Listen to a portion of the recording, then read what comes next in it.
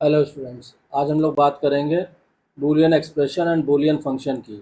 देखिए, Boolean algebra क्या होता है, उसके क्या लॉज होते हैं, कौन से लॉजिक ऑपरेटर यूज़ होते हैं, ये सारी चीज़ें हम लोग प्रीवियस वीडियो लेक्चर्स में पढ़ चुके हैं। आज हम लोग बात करेंगे बूलियन एक्सप्रेशन की। तो देखिए, बूलियन एक्सप्रेशन क्या होता है, हमको मालूम। बूलियन एक्सप्रेशन, ठीक है, हमें मालूम है कि Boolean algebra deals with the binary variables and logic operations. A Boolean function is described by an algebraic expression called Boolean expression, which consists of binary variables, the constant 0 and 1, and the logic operation symbol. तो आज हम लोग बात करेंगे Boolean expression की और उसके साथ ही बूलियन फंक्शन की। तो बूलियन फंक्शन क्या होता है? बूलियन फंक्शन वो इक्वेशन होती है जो एक अलजेब्रिक एक्सप्रेशन से हम एक्सप्रेस करते हैं, जिसमें बाइनरी वेरिएबल्स होते हैं और कांस्टेंट 0 हो सकता है और कांस्टेंट 1 हो सकता है, और साथ ही साथ लॉजिक ऑपरेशन सिंबल्स होते हैं। जैसे मान लीजिए हमने कहा कोई बूलियन फंक्शन है हमारा, हमने इस तरह लिखा f a b c d। इसका मतलब क्या हुआ कि f एक बूलियन फंक्शन है जिसमें variables a b c d इसके इनपुट वेरिएबल है। और मान लीजिए इसको हमने लिखा कि से this is equal to a plus B bar C plus A D C, ठीक है। तो ये पूरा क्या हो गया? ये तो हो गया Boolean function. This is called Boolean function.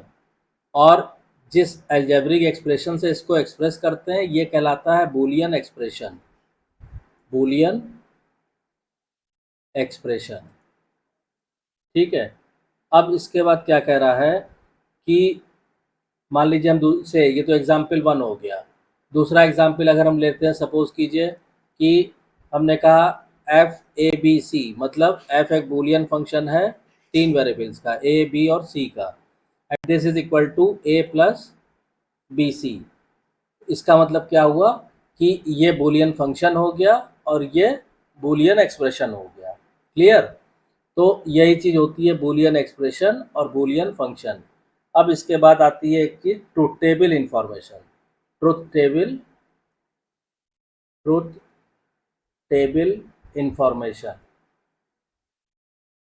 तो अब इसमें आपको ये समझना पड़ेगा कि ट्रुथ टेबल क्या होती है। तो देखिए, इसमें क्या होता है कि it is possible to convert the switching equations into a truth table.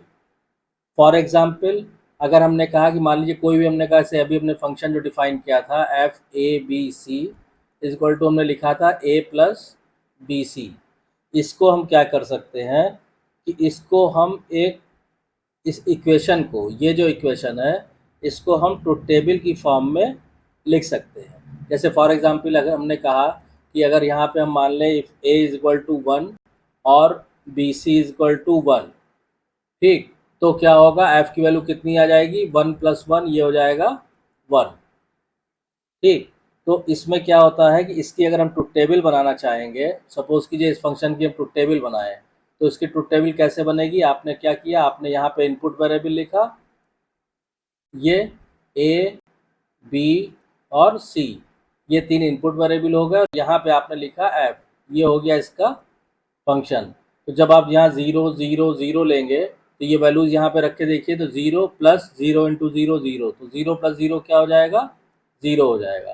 फिर आप 0 0 1 लेंगे, तो फिर आप यहाँ पे रखिए 0 प्लस 0 इंटू 1 0, तो फिर 0 प्लस 0 0 आ जाएगा। मतलब ए बी और सी की जो भी वैल्यू हम यहाँ पे रख रहे हैं उसको इस इक्वेशन में आप रख देंगे, तो आपको एफ की वैल्यू मिल जाएगी। तो इसी तरह क्या होगा कि आपकी ये ट्रुथ टेबल तैयार हो जाएगी। जैसे 0 1 0 आपने किया, तो इसको आप कैलकुलेट करेंगे तो फिर आएगा आपका 0। फिर ऐसे ही आप 0 1 1 करेंगे तो ये आएगा आपका 1, ठीक। यहाँ पे देखिए, अगर हम ए को 0, बी को 1 और सी को 1 रखेंगे, तो ए को यहाँ पे हम 0 रखे, प्लस बी 1 प्लस सी, और सी भी 1, तो 0 प्लस 1 इंटू 1, 0 प्लस 1, और 0 प्लस 1 क्या होगा, 1, तो ये 1 आ गया। तो इस तरह से हम ट्रुथ टेबल तैयार कर सकते हैं। अब इसमें बात आती है कि नंबर ऑफ रोज कितनी होंगी ट्रुथ टेबल में, ठीक है। तो ट्रुथ टेबल में अगर इनपुट वेरिएबल n है, ठीक है, अगर हमारे पास number of number of input variable कितने हैं, नंबर ऑफ इनपुट वेरिएबल्स है हमारे पास n। तो ट्रुथ टेबल में किसकी कितनी जो है डेटा होगा, ट्रुथ टेबल में डेटा होगा हमारा 2 टू। देखिए अगर नंबर ऑफ इनपुट वेरिएबल्स अगर हमारे पास n है तो ट्रुथ टेबल में number of rose in truth table ये कितना हो जाएगा, ये हो जाएगा 2 की पावर n। ठीक है, जैसे अभी हमने एग्जाम्पल लिया था तो उसमें नंबर ऑफ वेरिएबल कितने थे, 3 थे, ए बी सी। तो उस ट्रुथ टेबल में कितनी रोज होंगी, उसमें होंगी 2 की पावर 3 मतलब 8 रो होगी ट्रुथ टेबल में। तो इतनी ही रोज होती हैं, अगर n वेरिएबल है तो 2 की पावर n रोज होंगी ट्रुथ टेबल में। अगर मान लीजिए हमने कहा 2 वेरिएबल है तो 2 की पावर 2 मतलब 4 रो होगी, 4 डिफरेंट इनपुट कॉम्बिनेशन होंगे ट्रुथ टेबल में, और depending upon the Boolean expression हम जो है उस हिसाब से उसका आउटपुट निकाल लेंगे। ठीक है, तो इस तरह से ये हमने क्लियरली एक्सप्लेन कर दिया कि बूलियन एक्सप्रेशन क्या होता है, बूलियन फंक्शन क्या होता है। अब इसमें कुछ एग्जाम्पल हम लोग कर सकते हैं कि बूलियन एक्सप्रेशन को कैसे रिड्यूस कर सकते हैं। ठीक है, इसको हम इस तरह पढ़ सकते हैं, examples on reducing the Boolean expression. मतलब बूलियन लॉज की मदद से हम बूलियन एक्सप्रेशन को कैसे रिड्यूस कर सकते हैं। ठीक, जैसे फॉर एग्जांपल हमने कहा कि से क्वेश्चन नंबर 1 हमने लिया कि हमें प्रूव करना है, prove that a plus B is equal to A. ठीक है, ये हमें प्रूव करना है। तो हम क्या करेंगे, लेफ्ट हैंड साइड ले लेंगे, ये हो जाएगा a प्लस ए बी। ठीक, अब हम a कॉमन ले लेंगे तो 1 प्लस बी आ जाएगा, और 1 प्लस बी बूलियन लॉ से क्या होता है, 1 प्लस बी 1 होता है। तो ये a इंटू 1 आ जाएगा, मतलब a हो जाएगा। ये आ गया आपका राइट हैंड साइड। तो यानी जो बूलियन एक्सप्रेशन इतना बड़ा था उसको हम केवल इससे रिप्लेस कर सकते हैं। ऐसे ही सपोज कीजिए हमने कहा से क्वेश्चन नंबर 2 हमने लिया कि a plus A bar B है, और इसको हमें प्रूव करना है a प्लस बी। ठीक है, तो हम क्या करेंगे, लेफ्ट हैंड साइड अगर हम लेंगे तो a plus A bar B को हम क्या लिख सकते हैं, a plus A bar B. ठीक है, इसको इस वाले a को हम पिछले इस फार्मूले से क्या लिख सकते हैं, a प्लस ए बी और प्लस ए बार बी, ये लिख सकते हैं। अब इसमें हम क्या करेंगे, इन दोनों में b कॉमन ले लेंगे तो क्या आ जाएगा, a प्लस बी कॉमन लिया हमने, a प्लस ए बार। और a प्लस ए बार की वैल्यू बूलियन लॉ वाले मेरे वीडियो लेक्चर में देखिए, मैंने सब बताया हुआ है। a प्लस ए बार क्या हुआ, 1 हुआ।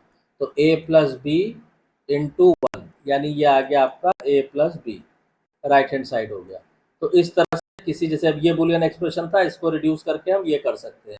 ऐसे ये बूलियन एक्सप्रेशन था, इसको रिड्यूस करके हम ये कर सकते हैं। तो इस तरह से डिफरेंट बूलियन फंक्शन को हम रिड्यूस करके सिंप्लीफाइड फॉर्म में लिख सकते हैं।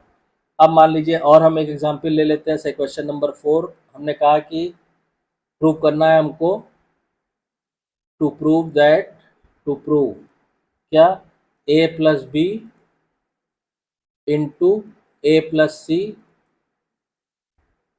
Is equal to A plus B C, ये प्रूव करना है। तो इसको कैसे करेंगे, मान लीजिए हमने लेफ्ट हैंड साइड लिया, तो लेफ्ट हैंड साइड आ गया a plus B into A plus C. ठीक है, अब क्या करेंगे, इसको ओपन कर दीजिए तो क्या हुआ, a इंटू ए प्लस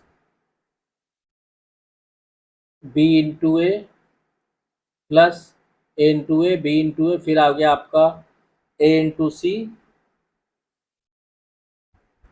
और plus B C,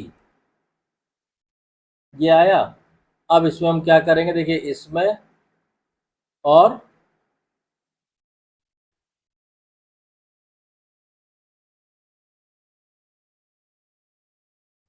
a into ए कितना, अच्छा, और इसमें तो ये a इंटू ए कितना आ जाएगा, a plus A C plus B A plus B C.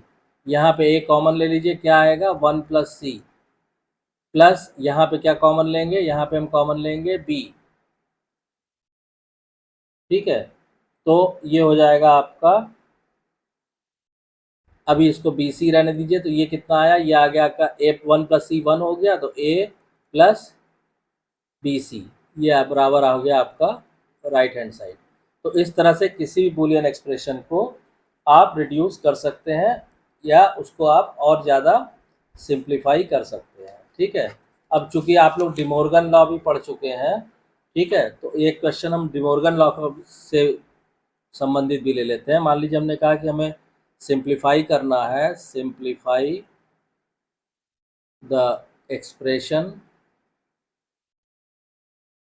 y is equal to, क्या दिया हुआ है, A B bar plus A bar plus A B और इस पूरे का होल बार, ठीक है।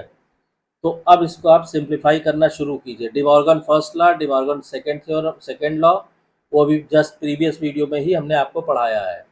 तो उससे जब हम इसको ओपन करेंगे, डिमॉर्गन फर्स्ट लॉ से हम इसको ओपन करेंगे पहले, ये ध्यान रखिएगा। तो ये हो गया ए बार और इनटू की जगह plus B bar plus A बार जैसे था ये प्लस ए बी, और ये ऊपर वाला कॉम्प्लीमेंट ऐसे लगा दीजिए। हमने केवल ये वाला खोला है, ये वाला, ठीक। अब इसके बाद क्या करेंगे आप कि यहाँ पे देखिए ए बार और ए बार क्या हो जाएगा, एक्स प्लस एक्स, एक्स होता है, तो ये एक सिंगल ए बार रह जाएगा। तो ये हो गया A bar plus B bar plus A B और इसका होल बार, ठीक है, ये रह जाएगा।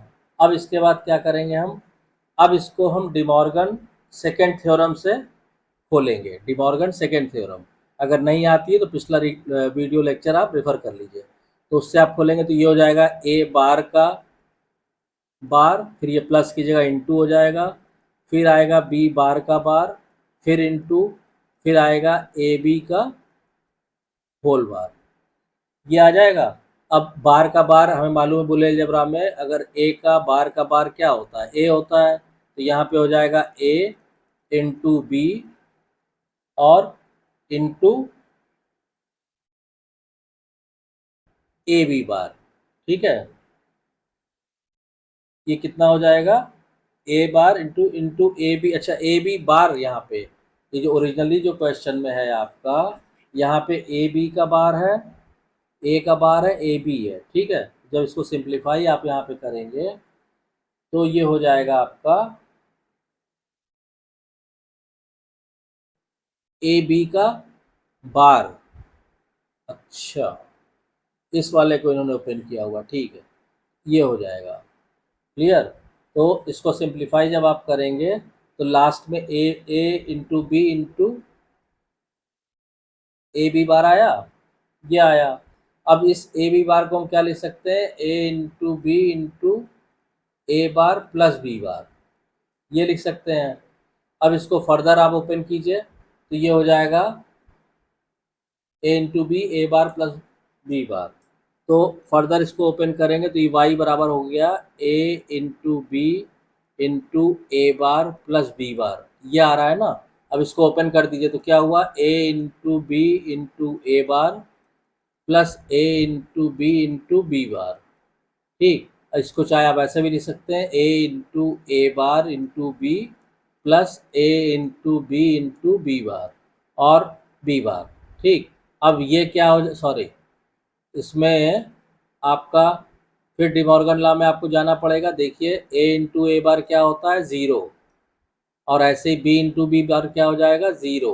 तो ये आएगा आपका zero into B plus A into zero, यानी सीधा सीधा ये हो गया zero plus zero is equal to zero.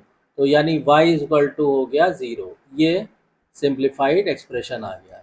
तो देखिए ये फ़ायदा होता है बूलियन एक्सप्रेशन का सिंप्लीफिकेशन का, कि जो इतना भारी भरकम आपकी इक्वेशन थी, ओरिजिनली क्वेश्चन क्या था, ओरिजिनली था y बराबर A B bar plus A bar plus A B, और इतना ये भारी भरकम एक्सप्रेशन था, और सिंप्लीफाई करने के बाद ये सीधा सीधा y बराबर आ गया ज़ीरो, ठीक।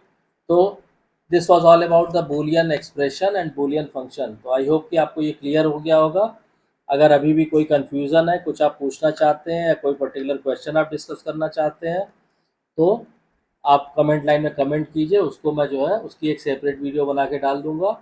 और अगर आपको वीडियो कंटेंट पसंद आ रहा है तो प्लीज़ वीडियो को शेयर कीजिए, लाइक कीजिए, चैनल को ज़रूर सब्सक्राइब करके नोटिफिकेशन बेल को ऑन कर दीजिए ताकि जब भी कोई नई वीडियो डाली जाए उसकी इन्फॉर्मेशन आपको तुरंत मिल जाए।